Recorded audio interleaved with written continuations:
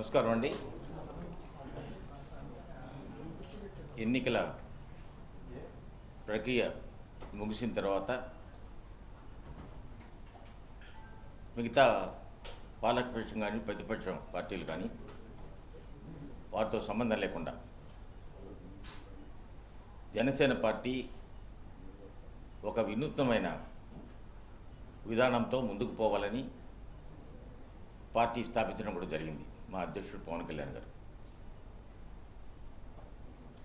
ఈనాడు రాష్ట్ర రాజకీయాల్లో ఒక విధమైన మార్పు రావాలని, కేవలం ధనవంతులకు కేవలం పలుకుబడి ఉన్న వాళ్లకు వ్యక్తులకు కాకుండా సామాన్యుడికి కూడా ఈ రాజకీయ జీవితంలో ప్రవేశం కల్పించాలనే ఉద్దేశంతోనే మొదలుపెట్టాము. ఈ మార్పు మాకు తెలిసినంతవరకు నాంది పలికింది. ఇది ఎంతవరకు పలికిందనే దాని మీద మేము పెద్ద చర్చించుకోదలుచుకోవాలి. ఒక మార్పు మాత్రం రాజకీయాల్లో రావాలనే ఉద్దేశంతో తప్పకుండా అధ్యక్షుడు సఫలమైనాడని చెప్పేదానికి అనేక నిదర్శనాలు ఉన్నాయి. నిత్యము ప్రజలతో మమేకమయ్యి కేవలం ఎన్నికల దృష్టితో కాకుండా వారి సమస్యలను అవగాహన చేసుకొని వారికి సరైన మార్గం చూపాలని నిన్న కొత్తగా ఎన్నికల్లో పోటీ చేసిన శాసనసభ అభ్యర్థులను సీనియర్లను కాకుండా వారి అనుభవాలను పెంచుకోవాలని కొంతమందిని పిలవడం జరిగింది. అంతేగాని అందరినీ పిలవలేదనే భావన కూడా ఉండడం లేదు. వాళ్ళ ముందు అనుభవాలు కొనుక్కోవాలి. ముఖ్యంగా ఒక ప్రొక్లైన్ ఆపరేటర్కు సీట్ ఇచ్చాం మేము. ఒక bus conductor, retired bus conductor కొడుకు కూడా సీట్ ఇచ్చాం. వ్యవసాయ కూలీ కుమారుడికి కూడా సీట్ ఇచ్చాం. ఈ విధంగా రాజకీయాల్లో ఒక పెను మార్పు రావాలని వాళ్ళ అనుభవాలు చాలా బాగున్నాయి. వాళ్ళు చెప్పారు, మాకు ఈ కొత్త అనుభవం సార్, ఎప్పుడు కూడా శాసనసభకు పోటీ చేస్తామనే ఊహ కూడా లేదు మాకు. అటువంటి ఊహ లేనోళ్ళను కూడా మమ్మల్ని నిలబెట్టారు. మా వంతు కార్యక్రమం చేస్తాం. వారికి దిశా నిర్దేశం కూడా చేశారు పవన్ కళ్యాణ్ గారు. నిన్న కేవలం ఎన్నికలు అయిపోయిందని ఊరుకోవడానికి లేదు. స్థానిక సంస్థలు ఎన్నికలు వస్తున్నాయి, సర్పంచుల ఎన్నికలు వస్తున్నాయి, ఎంపీటీసీ, జడ్పీటీసీ, ఈ 13 జిల్లాల్లో కూడా పోటీ చేసిన అభ్యర్థులు, వాటితో సహకరించిన జన సైనికులతో కలిపి ఒక ప్రోగ్రాం సెట్ చేయమని కూడా చెప్పారు. ఇప్పుడు అధ్యక్షుడు పవన్ కళ్యాణ్ గారు నెక్స్ట్ పొలిటికల్ క్యాలెండర్ తయారు చేసే దాంట్లో కూడా నిమగ్నమై ఉన్నారు. త్వరలోనే కూడా ఆ క్యాలెండర్ కూడా విడుదల చేయడం జరుగుతుంది.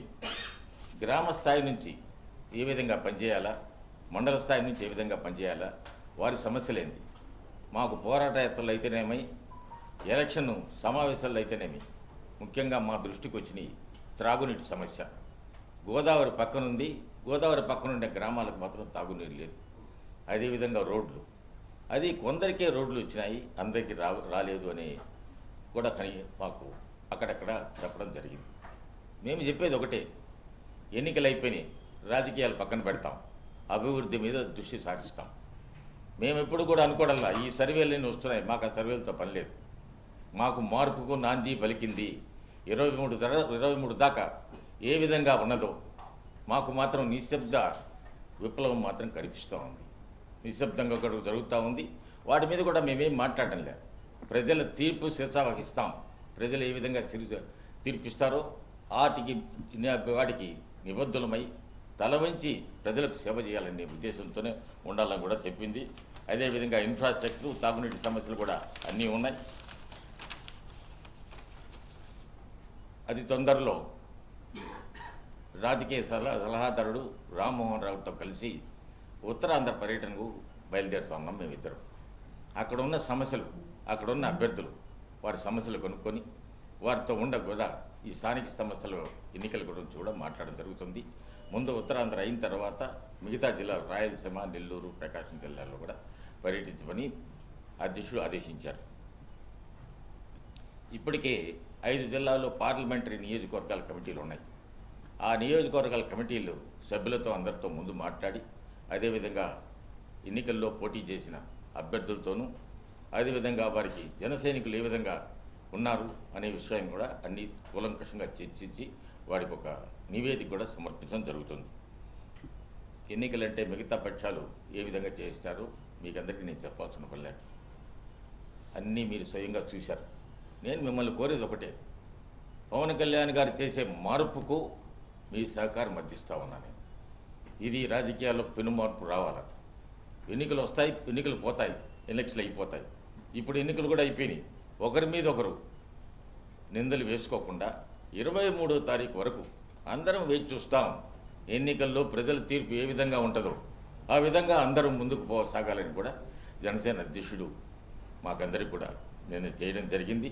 త్వరలోనే పొలిటికల్ క్యాలెండర్ వారు చూసుకొని వారికి అది కూడా వారే స్వయంగా విడుదల చేయడం కూడా జరుగుతుంది.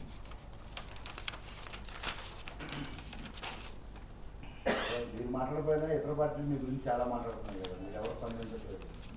స్పెషల్గా ఎంపీ క్యాండిడేట్ జేడీ లక్ష్మీనారాయణ మీద ట్విట్టర్ వేదికగా వార్ నడుస్తోంది. విజయసాయి కార్యకర్తలు చోటమోట నాయకులు మాట్లాడంటే మీరు పట్టించుకోరు, అది వాళ్ళందరూ తెలిసిందే. అది ఇటువైపు జేడీ ఉన్నారు, మీ వైపు అతను విజయసాయి రెడ్డి. మరి అంత పెద్ద నాయకులు ఉంటున్నప్పుడు పార్టీ పరంగా స్పందిస్తే జేడీ కూడా అండగా ఉంటుంది అనేది ఒక భావన ఉంది కార్యకర్త. పార్టీ పరంగా జేడీ గారికి అన్నీ తెలుసు. జేడీ గారు కూడా ఈ పార్టీలో ముఖ్య నాయకుడు కూడా, ముఖ్య నాయకుడు. పార్టీ పరంగా ఉన్న విధానం ఏంటంటే ఎవరిని మాట్లాడినా కానీ మా పని మమ్మల్ని చేసుకొని ప్రజల సమస్యల గురించి ముందుకు పోమని చెప్పి అధ్యక్షుడు నిన్న క్లియర్గా చెప్పాడు. ఇప్పుడు వాళ్ళు ఏదో మాట్లాడుతూ ఉన్నామని మేము మాట్లాడడం మాకు నేర్పించాం మా అధ్యక్షుడు. వాళ్ళు మాట్లాడే ప్రతి మాటకు చెప్పని ఈ విధంగా మాట్లాడకుంటే విజయసాయి రెడ్డి వేరే పని ఉందో లేదో నాకు తెలియదు, కానీ మాకు మాత్రం వేరే పనులు ఉన్నాయి అంతే. ఇప్పుడు ఎన్నికలు అయిపోయినాయి, ఈవీఎంలు ఉన్నాయి, ఆలస్యం అయిపోయినాయి, అందరికీ తెలుసు. అది కొన్ని చోట్ల ఇక్కడే లైలా కాలేజీలో నేను పోయించినప్పుడు ఆయన ఓటేసిన తర్వాత అధ్యక్షుడితో పాటు వెళ్ళి వచ్చినప్పుడు లైలా కాలేజీ అయితే ఇంకొక బూత్లో 1 గంట దాకా ఈవీఎం పనిచేయలేదంట. నేను ఎలక్షన్ కమిషన్కి చెప్పారు మా అధ్యక్షుడు, దయచేసి సర్దుబాటు చేయండి. ఒకరి మీద ప్రేమ, ఒకరి మీద అయిష్టతో అవన్నీ మాత్రం ప్రజా సమస్యలు కూడా చేయడం మంచిది కాదు. ఏదైనా కానీ ఈవీఎంల గురించి మాత్రం చర్చ జరగాల్సిన అవసరం మాత్రం ఉంది. ఎందుకు జరుగుతూ ఉంది? ఎన్నికల్లో నాకు 30 సంవత్సరాల అనుభవం ఉంది. ఎన్నికలు చూశాను, 6-7 ఎన్నికలు చూశాను. ఎప్పుడు ఇటు జరగల. అసలు బ్యాలెట్ పేపర్ ఎందుకు మార్చారో కూడా తెలియడాలి ఎవరికి. ఈవీఎంలు వచ్చిన తర్వాత మనం ఎప్పుడో మార్పు ఎందుకు చేస్తాము? ఒకటి ఏదన్నా ఉంటే దానికి ఇంకా బెటర్గా ఉంటే మార్పు చేస్తాం మనం. అట్ట కాకుండా అక్కడ నుంచి బ్యాడ్ టు వరస్ట్ వరకు వచ్చేటప్పటికి ఇది కరెక్ట్ కాదు అనే అభిప్రాయం ఉంది. ఎన్నికలు అయిపోయి కూడా ఇంకా మిమ్మల్ని టార్గెట్ చేస్తుంది వైసీపీ వాళ్ళు. చంద్రబాబు చెట్టులోనే పవన్ ఉన్నారు, అందుకని దానికి ఏం చేస్తాం? మొన్నటి దాకా ఏమన్నారు? అసలు మాకు జనసేన పార్టీ అనేది ఒక పార్టీ అన్నారు. ఆ కొన్ని రోజులు పోయేటప్పటికి జనసేన పార్టీ తెలుగుదేశానికి తొత్తు అన్నారు. కొన్ని రోజులు పోయేటప్పటికి జనసేన పార్టీ వైఎస్ఐపీకి పొత్తు అన్నారు. మేము ఎవరికి పొత్తు కాదు, ఎవరి పక్షం కాదు, మేము ప్రజల పక్షాన ఉన్నాం. ఒక ఆయన అన్నాడు మమ్మల్ని యాక్టర్ అన్నాడు. మేము యాక్టర్ కింద వచ్చే రంగప్రవేశం చేశాడు. ప్రజలకు సమస్యలకు చేయాలని చెప్పి ప్రజల సమస్యలు తీర్చడానికి యాక్టర్ కింద వచ్చాడు. ఆయన విలాసవంతమైన జీవితం, సంవత్సరానికి 100 కోట్లు అవన్నీ మానుకునేసి సామాన్యుడి జీవితం గడపాలని వస్తే మిమ్మల్ని అందరూ నేను కోరేది ఒకటే, దయచేసి ఆయన ఆశీర్వదించండి. ఈ సంఘంలో మార్పు రావాలా? ఈ మార్పుకు నాంది మాత్రం మాకు తెలిసింది.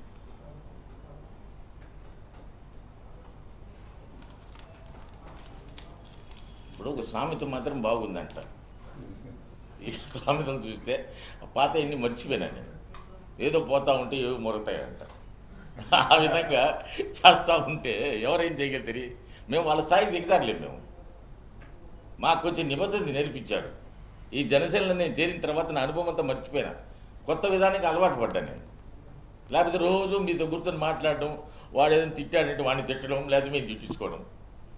కొన్ని పద్ధతులు పెట్టాడు ఆయన. ఈ పద్ధతుల ప్రకారం ఉండండి, ప్రజలతో మమేకం కాండి. దానికి అన్నారు జనసేన పార్టీ ఎన్నికలు అయిన తర్వాత కనపడుతున్నారు. నిన్న వచ్చాడు అధ్యక్షుడు, ఎవరో ఏందన్నాడు. మేము తొందరలో ఉత్తరాంధ్ర పర్యటన బయలుదేరుతా ఉన్నాం సమస్యలు తెలుసుకోవడానికి.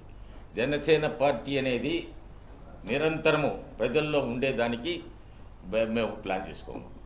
అంతేగాని ఎన్నికలు వస్తే మాత్రం ఉంటాం, లేకపోతే ఉండదండి. మా క్యాడర్ లేదన్నారు. ఏం క్యాడర్ లేదు, మాకు ఎక్కడికి పోయినా కానీ విపరీతంగా జనం వచ్చినారు, మాకు ప్రజలు వచ్చారు. ఎందుకు వచ్చారనేది ఆయన నిబద్ధత మీద కూడా నమ్మకం ఉండబట్టే కదా వచ్చారు. ఆయన మీద ఒక నమ్మకం ఉంది, ప్రజలకు అది చేయాలని వచ్చారు. ఎవరు ఇలా జీవితం వదులుకునేసి సంవత్సరానికి 100 కోట్లు, ఇంకో 10 సంవత్సరాల వరకు ఉందా లేదు వరకు ఎవడు కాదని చెప్పలేడు కదా.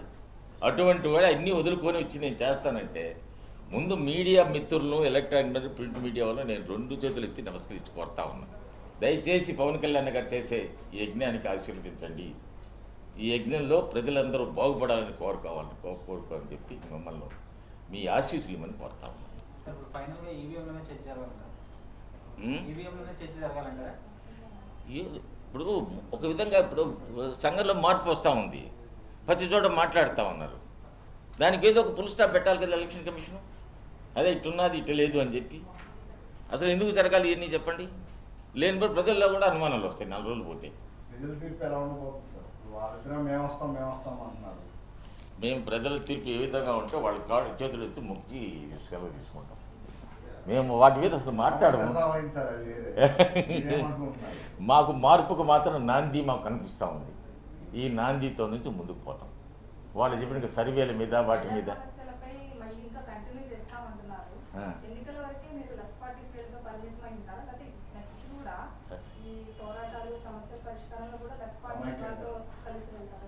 సమిష్టిగా ప్రయాణం చేయాలని కోరుతూ ఉన్నాం. ఎన్నికల వరకు ఎవరు చెప్పారమ్మా మీకు? ఎన్నికల వరకు కాదు, ఇది నిత్యము జరిగేది ప్రక్రియ. తప్పకుండా వామపక్ష పార్టీతోనూ బహుజన సమాజ్ పార్టీతోనూ మాకు సంబంధాలు కొనసాగుతాయి. సీనియర్ నాయకులు ఈ ఎన్నికల్లో మీరేం ఫీల్ అవుతారు? ఎందుకంటే ప్రధానంగా డబ్బులు బాగా పనిచేసినాయి, ఇది ఓపెన్. అండ్ మార్పుతో మీరు వచ్చారు, ఎట్లా ఉంది ఎన్నికలు? 30 ఏళ్ళు రాజకీయం ఫస్ట్ టైం. మాకు మార్పు కనిపిస్తూ ఉంది. మాకు మార్పు మాత్రం ప్రజల్లో కనిపిస్తూ ఉంది. సైలెంట్ ఓటు మాత్రం ఉంది. ఆ సైలెంట్ ఓటు ఎక్కడికి దారి తీసింది అనేది మేము దాని మీద చర్చ పెట్టి తెలుసుకోలేదు. ప్రజల తీర్పు అయ్యా. పవన్ కళ్యాణ్ గారు చిరంజీవి గారి పందాలో వెళ్తారంటారా? పవన్ కళ్యాణ్ గారు కొనసాగిస్తారు? ఏ పందా నాకు తెలియదు. చిరంజీవి గారి పందాలో ఉన్నప్పుడు నేను లేను అక్కడ. ఆ పంద నాకు తెలిసిన పందా జనసేన పందా ఒకటే. ఏం పర్వాలేదు, మీరు ఏది అడిగే చెప్తాను. నేను అంతకుముందు రోజు ప్రెస్కు మాట్లాడేవాడిని. ఇప్పుడు ఎందుకని చెప్పి ఆ పందా నాకు తెలియదు. ఈ పందా మాకు తెలిసిన పందా జనసేన పందా ఒకటే. జనసేన పందా నిత్యము ప్రజలతో మమేకమయ్యేసి వాళ్ళ సమస్యల గురించి తెలుసుకోమన్నాడు. ఆ విధంగా ముందుకు సాగిపోతా ఉన్నాం మేము. ఇదేమన్నారు కదా తెలాగుతాడు అయిపోయింది, ఎన్నికలు అయిపోయింది వాడు పట్టుకోలేదని చెప్పి. అది జరగదు. 25 సంవత్సరాలు రాబోయే 25 సంవత్సరాల్లో కూడా జనసేన ప్రయాణం సాగుతుంది. ఎవరైతే ఇప్పుడు పోటీ చేసినారో యువకులు, ఈసారి ఎన్నికలు వచ్చేటప్పటికి మీరు ఆశ్చర్యపోయేటట్టుగా అభ్యర్థులు ఉంటారు. బాగా చదువుకున్న వాళ్ళు, వాళ్ళకి వెనక ఏం ఒత్తాసు లేని వాళ్ళు, డబ్బులతో ప్రమేయం ఇదేని రాజకీయాలు చేయాలనే ఉద్దేశంతో ఉన్నాం. ఆ మార్పు మీరు దయచేసి సహకరించండి. మీరు సహకరించిందంటే ప్రజలు కూడా సహకరిస్తారు. మేము తప్పులుంటే కూడా చెప్పండి, పలానా తప్పులు ఉన్నాయి, సర్దిద్దుకొని కూడా సిద్ధంగా ఉన్నాం. థ్యాంక్ యూ అండి.